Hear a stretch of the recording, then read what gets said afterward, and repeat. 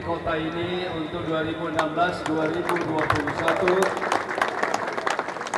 bersama Wakil Wali Kota Pak Mon SE yang minta izin hari ini pagi ini tidak sempat bersama kita karena ada yang agenda tidak bisa beliau tinggalkan, agenda pribadi. Artinya mohon izin beliau dengan kegiatan yang banyak hari ini lagi kurang fit. Jadi kami antara lain adalah dimulainya kembali satu hari dalam satu minggu boleh berolahraga bersama di sini.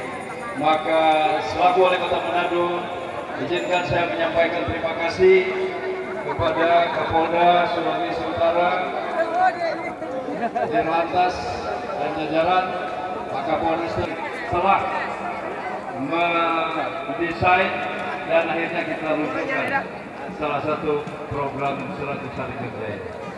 Harapan kami seluruh tujuannya ini selain rekreasi, kita ingin berolahraga karena tujuannya kita ingin agar sehat.